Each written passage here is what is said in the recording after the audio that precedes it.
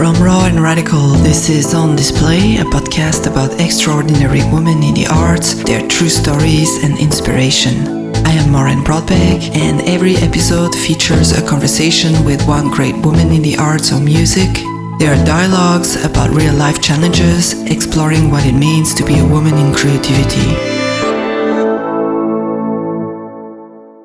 Barbara Polla, welcome to the show. You are a gallery owner. Your gallery is Analyx Forever. You are a curator, a writer, a medical doctor. You are the daughter of a painter, Anne-Marie Imhoff. You are a mother of 4 daughters. You went to Harvard Medical School. You worked at the Massachusetts General Hospital in Boston, and you worked at the Cantonal Hospital in Geneva. You were a research director at the French Institut of Health and Medical Research in Paris, an author of many articles and books and publication, and also on medical research. You were a member of the Geneva City Council and a Geneva Canton deputy for 6 years. And finally, a member of the National Parliament. You did so many things. You started your own gallery in 1991 to represent contemporary artists. You always did a lot of collaboration with art critics, curator, and you started in 2008 a long-time collaboration with Paul Arden. You also teach on art and fashion and how they link at the French Fashion Institute and the Head in Geneva, which is the School of Art and Design in Geneva. Tell me about all this. Tell me about how you managed to jump from one career to many careers, actually. Well, I think what drives me is the desire. And I think that rather than jumping from one career to another, it's actually like reading a book. And I never quit what I was doing before because I was bored or I felt I'm done with it, but just because the next page seemed more, exciting, more desirable. And so I just turned a page with never any regret because there was this new page open for me. And I have some energy in me, which is this desire for life and passion for discovering, a lot of curiosity. And still today I have the desire to do many things. And I just moved the gallery, which has been open now for 28 years. And when I opened the gallery, I did 3 days of openings.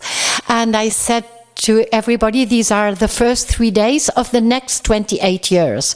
So, many projects, many desires to do more. On the other hand, I have the great privilege to have a long life. I'm now 69, and I did all these things one after the other. I mean, I didn't do everything at the same time. In the 40s, that was, I think, the most intense and most difficult time, because it's a time for women, I feel, where you cannot let go one or the other thing. The girls were small. I couldn't tell them, okay, please wait for 5 years now. I'm busy with my job and the politic and the gallery. They were there and I had to take care of them to the best of what I could. And at the same time in my career, there was nothing that I could say, okay, let's postpone this for 5 years. And I think for many women, this is the case in the 40s, because you have all this energy, but you have to do everything at the same time. Yeah. And so those were very intense years.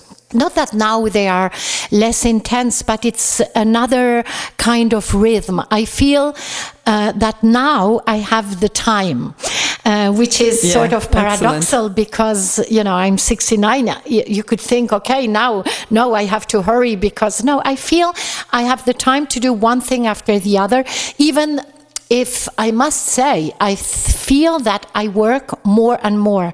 I feel that more and more, I work every day, I work every week. I haven't taken vacation for at least 10 years now. So I feel I do more, but there is another kind of relation to time. Yeah, there's another flow. But Yes. I really like this idea of turning the page and following your desire. This is so precious. Yes, and it's really exactly that. And, you know, I've been criticized a lot, especially when I was in politics, because when you are in politics, you're like a public person and people look into your personal life and very often criticize you in politics through actually things they see of their personal lives. So I've been very much criticized for doing too many things. But actually, in my life and in my brain and in my thoughts, everything is connected. You know, like I look at art through what I've learned in politics. I always say when people ask me, who are you? I say, I am a medical doctor. I said, I did research, I did politics, I did this and that, but I am a medical doctor because there is something about being a doctor which is in the soul. It's not only in the knowledge and the practice, but it's in the soul and the love for the others and the love for the body and, you know, a way to be interested in caring and also to be very aware of the presence of death all the time. You know, when you're a medical doctor, death is always nearby, even if obviously the goal is to go for life and for health, but it's there. And it's there also in art. Excellent. So you also work in Paris a lot, where you collaborate with other galleries? Yes, I love France very much for its culture, essentially. And I love Paris as you love a person. You know, I love Paris because there are all these ghosts. I mean, I walk in the street and I think of Balzac and I think of Les Misérables and I think of all these women in World War I who, you know, were working and I see them. They are... Paris is vibrating of all these ghosts. And so I actually worked in Paris for 2 major periods. The first one was when I was a research director at INSERM at Faculté Cochin. And then the girls were little, so that was also very intense because I traveled all the time to be with the girls, to work in Paris. When I was in Paris, I did working days of 20 hours, you know, to shorten the week to be with the girls again in Geneva.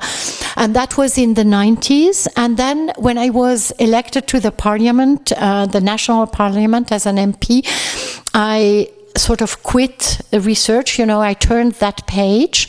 But now when I decided, that was 2007-8, I decided really to concentrate on writing and art. And then I wanted to come back to Paris because that's where I have most of my intellectual contacts. That's where I collaborate with curators, poets, writers, you know, thinkers. So I gave it a long thought because I didn't want to open the 789th gallery in Marais. You know, in Paris, nobody expected me to open a gallery there. And then I had this idea. Actually, that everybody said, but Barbara, you're crazy, you're nuts, this is never going to work. But I had the idea to do exhibition in the galleries of other galleries together with them. And actually, it worked very well. I mean, since 2011, I'm now doing this. And, you know, I'm just very fair play. And obviously, in order to collaborate, that's what you have to be, otherwise it doesn't work. But like this year, a gallerist I never had worked with called me and said, you know, I would like to do something about Greece. And I saw that, because that's the third part of my life now, which is concentrated onto art, onto writing, but then I have a Greek project. So she had seen about that on internet, and we are having an exhibition now together since September, you know. And it really works that way. And then I started also curating, and so things mix. And in my brain, you know, the idea of turning the pages is that you don't forget the previous page. It's still there, and all the time I'm getting, from things I have done previously, ideas and understandings and instruments to think about what I'm doing today. Wow. So when you decided to open your gallery, what was your aim? What was your goal? Did you also wanted to follow your desires and show the work you wanted? Or did you have another specific goal with it? Because throughout your medical work, you always fought for freedom. And freedom is a big theme for you. Freedom is an absolute major red thread through my life, whether, my political involvement, whether the way I live, what I have been trying to transmit to my daughters in my writing. So that's really a red thread through my life. On the other hand, I've been working in general in my life a lot, starting from intuition. Yeah. And only later thinking and looking at what I've done and trying to understand why did I do that. And so I remember that the first time I told my husband at the time that I wanted to open a gallery, this was just before we were leaving for Harvard. I had a grant for 2 years and he was following with already 3 children. And I said, when we come back from Harvard, I would like to open a gallery. And he was so upset with me. He said, you're totally crazy. You understand you have this grant to go to Harvard. Now we're going all with you. We're doing all of this. And when you come back from Harvard, you want to open a gallery. You're nuts. And so I said, okay, let's go to Harvard. And then, we came back and I worked very hard in research, in medicine, science, and opened the gallery. And so it really started from, as you said, it started from a desire. I felt life in medicine and in family wasn't big enough. I wanted more. I needed to include a more poetic aspect and a more politic aspect. And today I like the poetic being obviously art, and then the politics. And today I like to talk about poetics, which is like a fusion of poetics and politics, which is what I'm trying to do in my poetic writing and also in the gallery, of course, with the art I'm showing. Yeah. Wow. Nice story. You are the author of many, many books, and one of them is called Femmes hors normes, which could be translated into, what would you say, out of the norm woman? Women out of frame. I like the idea of the frame because it relates to art. I don't know how it sounds in English, but I think I would like that. And by out of, norm, I don't mean actually exceptional women.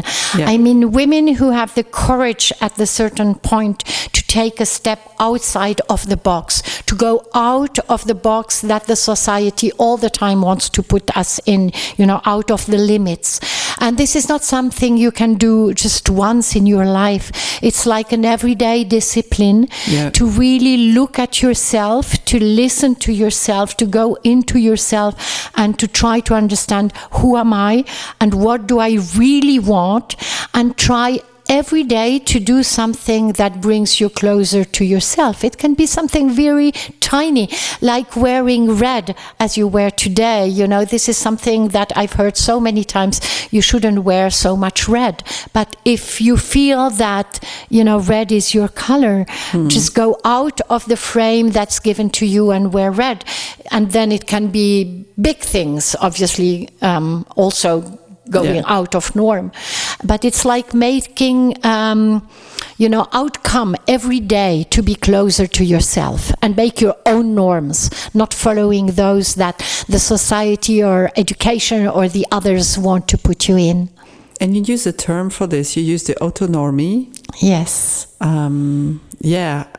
That's maybe also needs some kind of a translation. Yes. Autonomy is, means independence, but actually etymologically, it means you make your own laws. Yeah. But, you know, me as a politician and an engaged citizen, I follow the laws of the country I'm in, and if I don't like them, either I try to change them or I leave that country. So I'm, you know, following this, and so what I really don't want to follow is the norms, which are neither laws nor bylaws, but really it's like what the society tells you to do, but with no legal ground, just because, you know, you shouldn't do this, you shouldn't do that, you should be clean, you should be good, you shouldn't laugh too loud. How many times have I heard that? No, I want to laugh. I want to sing, even if I sing very badly. I mean, I want to be myself. I want to be free and I want all the women to, you know, be able to do the same thing, because whoever has limited freedom, it's actually limiting my own freedom. So it's really something I would like to share, that we every day look at ourselves in the mirror and are able to say, okay, what do I really want? Who am I really? And that's autonomy. Which are my norms? You don't have to throw them all away, which is one way. Say, okay, no norms. No, but take your norms as the norms. Yeah. This is a subject that is for me so curious, because it's almost like with so many of us, our society has been following blindly without putting it in question, without really thinking and really bringing awareness to this subject. Yes. But our entire societies, all of them, work with this principle of following the status quo. Yes. And you see, for women, one of the basic norms is to have children. Yeah. I mean, and women who have children, nobody ever asked me, but why do you have children? Yeah. Now, I have 4 daughters, and I'm very happy about that. My oldest daughter doesn't want children. So in this respect, she's totally out of norm, out of frame, you know, out of what society expects from her. And actually, as her mother, I never had a conversation with her about that, because I felt, although I'm totally fine with it. Me, as her mother of 4, I talk to her and I say, why don't you want children? I didn't feel it was a good idea. But when I wrote the book of Women Out of Norm, then I talked to her as an intellectual who's asking for a testimony by a woman. And I asked her, could you write for me the chapter on why you didn't want children? And she wrote this most beautiful and intelligent and clever letter. And indeed, she says, you know, when you don't want to have children, when you want to go out of that norm, then you have to ask yourself, you have to ask questions. You have to question the negative effect, the negative, return the society gives you, and to make sure that this is really what you want. And, you know, this exactly goes along with what you were saying, the questioning. We don't questioning the fact that, you know, society expects from us that we do children. But when we want to go out of the norm, then the questions arrive, and questions are always so important and so essential. And we should ask them every day to ourselves and to, you know, those we love. Yeah, because when you do go out of the norm, then you have everybody else's question. Yes. Especially in that subject. Yes. So when are you going to have babies? When is this? When is that? I think it feels like people almost ask them by automatism without truly thinking about what they're saying. Yes, and there is also the sense of culpability that the society imposes to anybody who wants to go out of norm. And the example of not having children is a very good example, because every woman, I'm sure, who listens to us, who's over 40, who decided not to have children, has experienced the sense of culpability that the society imposes onto them. And whenever you go out of the norm, you know, whatever norm it is, then yes, the questions arrive, and they are never like, oh, wow, why do you do this? But like, but why do you do that? Yeah. So it's important to ask questions to ourselves, to be as confident as possible with what we do when we do something out of norm. Yeah. It's very interesting for me, this entire phenomenon of just following what's there. Yes. And so you really believe that when every woman starts to really follow their own norm, this is how we change society? This is one of the way that we are going to change society. And, all these processes are slow and long-lasting processes. And I'm just, happy to add my little stone to this path towards changing the society. I think another thing that I really would like to change is the fact that we always think of girls as potential victims, and we think of boys as potential predators. Yeah. And I think this is something, you have a girl and a boy, and I feel in the education of boys, if we would stop putting them in this position of the potential predator, but tell them that they have their sexual organs not to kill or to hurt or to whatever, but to give pleasure and life, and to give them back this idea that they are life givers. Then we would remove the idea of the immediate victim from the girls. And this is really something I would like to change. When the girls go out for the first time in their early teens, every mother says, be careful. But when you say that, that means that she is already a potential victim, instead of saying, enjoy. I mean, what's more beautiful than meeting someone else, meeting the other? And you shouldn't be careful about that. You should just, and then maybe be careful and take good care of who you, okay. We had like a ball with condoms at the door, when they went out. Yes, there are things you have to be careful about, but not about meeting the other. Yeah, it's true. And it must be very strange for young men, young boys growing up, hearing stories about abuse and rape and this, and they are always the threat as men. Yes. Yes, they are, they are put in this position, and even more now, of, the culprits. They are the bads. On the other hand, we cannot ignore that in France today, 3 women every week die because their partner killed them at home. Yeah. I mean, we cannot ignore that. But I think that the way is not to heal this. The way is not to put the boys in the position of potential predators. It's at the opposite, to put them in the position of caregiver, of life giver, of love giver. I think this is a much more potentially healing way than the way to tell them, look, you are the predator. Yeah, totally interesting. To bounce on this, you have a new book.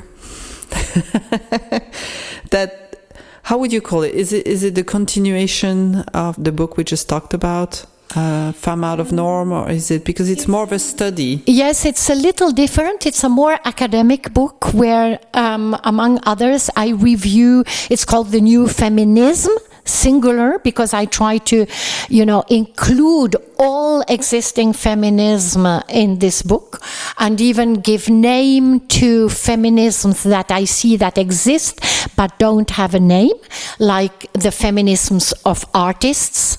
And it's more of a study and a review. But then again, in the third part of the book, I start with questioning the violence we were just talking about, and then I review all these feminisms. And then in the third part, I talk about, again, poetry and eros and the power that gives, what Storer calls the power from inside, as opposed to the outside power. It is, of course, a continuation. And it's also, it gets me back to when I started as a feminist. I mean, my first feminist paper that I wrote was called, I was a little over 30, and it was called The Silent Woman and the Hero. I was at Harvard, and I went to a meeting about conciliation of family and professional life, which of course interested me with my 3 kids and my research at Harvard. And there was this man with his baby, and it was beautiful. I mean, and he explained that, his wife was at a very tricky point in her research. So, he took the time to take care of the baby, and everybody was like, wow, and how wonderful. And I was like, okay, come on. I mean, a woman comes here with her baby and says, she wouldn't even come and say she's taking care of the baby. Yeah. So this is what I meant by the hero, and the silent woman. And so I started my investigations by comparing women doctors in Switzerland and in the US. And my feminism developed over time. It's really also something that started very early, because I was confronted, as a doctor, as working in the university in politics with a lot of machismo. I mean, when I went to my mentor at the time to say I'm pregnant for the first time, I was already in a very good position in the hospital, in the university hospital in Geneva, and he told me, oh, what a pity. It looked like you could have had a nice career. Nice. Okay? So, I mean, when you're confronted to these kind of things, obviously you develop a feminist approach, but this really developed over time. And I think this book on the new feminism is like, getting all of this together, and it's like making a point. That's where we are, that's where I am today. And now I'm going to write other things, such as my erotic poetry, which is another way to be a feminist. Yeah, can't wait for that one. So this book is divided in 3 parts. So the first one is really a study about the violence, trying to state why is the... I don't understand, why this is. So when I don't understand something, I like to put it in words and try to find, issues. We need to find how are we going to get out of that? Yeah. And in order to find that, we have to understand where does it come from. Yeah. And then the second part is all these 15 different feminisms. And then the third part is like trying to put all of this together. So you saw that there is a true liberation of the speech of the woman through this. Yes and no. I think that there is a real liberation of the speech of women for a number of issues, and notably the violence. Yeah. I don't think there is a lot of, that every women's issues are actually talked about. And notably, I think that, love and desire and, the eros of women is something that's, I don't want to say taboo, it's too much, but it's something you don't talk about these days. Yeah. And this is also why I like to combine my studies on feminism together with writing erotic poems. Because I think we shouldn't forget, we shouldn't hide the fact that we have a body, and this body desires, and and it's beautiful, and it's about life and love of the other. And, this is less heard today. So I'd like to free that speech also. Yeah. Because if we follow your path, and you were very successful in everything you started and everything you did by following your desires. So this is you are a good proof that it works. I don't feel that way, and I wouldn't say this exactly. First of all, because I think success is a very threatening concept. I don't like the concept of success. I don't think I succeeded.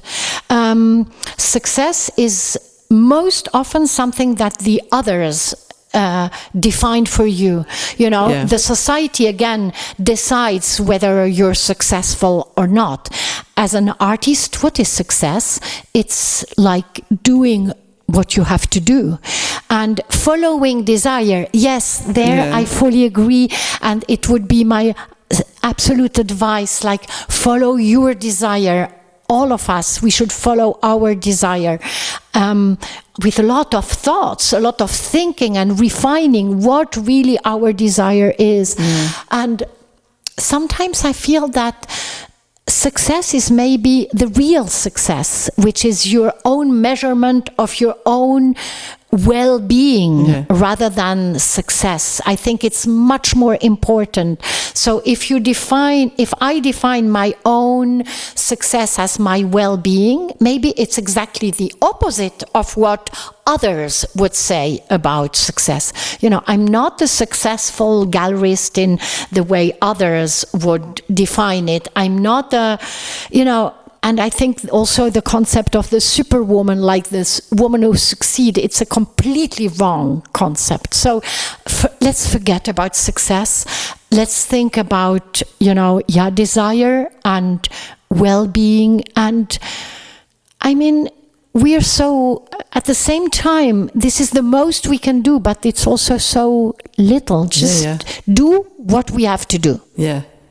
Yeah, maybe we need another word. Yes. Because success has a link to really to money, society, to being money. Being rich, being visible, to visibility. And the autonomy is actually very often the opposite of visibility. It's something that you do for yourself very discreetly. Maybe nobody sees it, but you have done a step out of norm. And that's, to me, I think, so much more important than any success measured by visibility or by money. So we need another word. Because it is successful. Yes, but we do need another word. We need some kind of other word. Yes. So we need to invent one, I guess. I want to just bounce back on your previous book that we've mentioned, because you talk about uncanny energy as an energy that is vibrating, that is present. And I wanted to see if you could talk a bit about that. Yes, I think it's the energy you get, among others, when you do a coming out. And actually, the idea to get out of norms is to do a coming out that may be public, that may be just, again, with yourself. But the moment you take this step to say, this is actually what I am, it's very frightening. It's like, you have a lot of anxiety, you do the step, you go out, and then suddenly you have all this incredible energy that comes to you. And I'm sure as an artist, it's every time that you do something new that you haven't done before, you like go out of your comfort zone, because that's what it is. You take this step and it's very frightening, and you're hesitating and you feel the threat, and you take it, and all the energy you actually gave to do the step comes back to you, and much more, and you're radiating, because from it shows, this energy really shows in the eyes, in the body, and people can feel it, and it's totally uncanny. Yeah. And I love it. I love to see that in artists, in women, in friends, in men, in others. It's something brilliant. It's like also the revolution of love, when you decide that you love this person and at a certain point you take the risk of saying yes. I love her or I love him, and you take this step out of your comfort zone, because it's very threatening to admit love, but then you get this fabulous energy and that indeed radiates. Yeah, beautiful how you say it and how you describe it. Well, thanks. This is really cool. Any conclusion? Anything you would like to say for other women artists? I would love that you all look at this fabulous picture of Leisha Evans that has been taken now, I think, 2 years ago. She's a black woman when there were all the manifestations against the police in the States, and a photographer has taken this fabulous picture of her, which actually is in my latest book, The New Feminism. And you see this beautiful woman, thin, in this dress that's open on the side, like mine today. And she just stands. She is standing there, so graceful and so potent. And in front of her, there are hundreds of policemen in their heavy uniform, and they're stepping back. And you see on the picture, you see the movement of this policeman stepping back. He's like, why is he stepping back? Because she is so graceful and powerful. She doesn't show off anything. She exists. She is there standing in her full dignity, in her full fragility, completely assuming her fragility, and then the fake power is stepping back. And this would be my final message to all the women who are listening to this podcast, is that we all can be her. We can be Leisha Evans if we are standing in our fragility and assume it in our dignity and in our full power. And, we exist, we are beautiful, and we change the world. On the website of your gallery, under statement, there's a phrase that I really like that says, "Analytics forever is constantly in motion." Yeah. Yes, I even gave, the gallery is called Analytics Forever, and now I added Analytics Forever Moving Art. And I love the word moving in English. It's so beautiful because it means you're in movement. I'm in Geneva, I'm in Paris, I'm in Athens, I'm everywhere in the world where, sort of. I'm certainly moving, but moving also means it's moving. It gives me emotion. And the art I'm showing, I have the privilege to show, is always first and outmost the art that moves me, brings emotions to me. And so the movement is the life, it's the desire to go elsewhere. And the moving is also being moved inside, being moved by what the artists do, but what the others, the way they look at the world and they talk to me about the world and they show me the world. And I'm deeply moved. And that, again, brings me into movement. So it's this circle, again, of the movement and the uncanny energy and that circulates in my life thanks to the artists and what they do. And that's beautiful.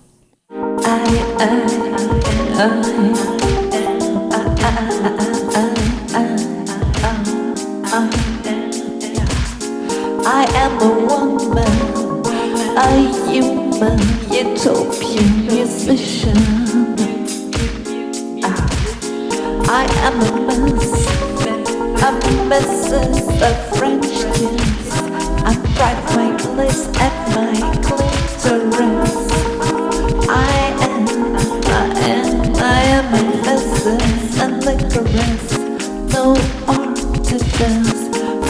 a girl, I am pearl, I am a show girl, yeah. I am a chick, I am a mystic, I am a misfit, I am a rhetoric, I am a friction authentic, yeah. I am a maverick, I am exquisite, but I'm sick of all the bullshit and the hypocrites.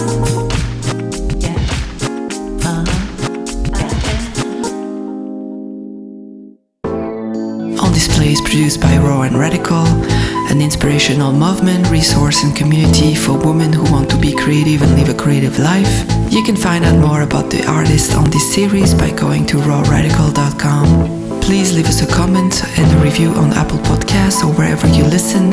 It truly helps other people discover the show. Please visit us and subscribe to our newsletter to get updates and more goodies. I am Maren Brodberg. Thanks for listening.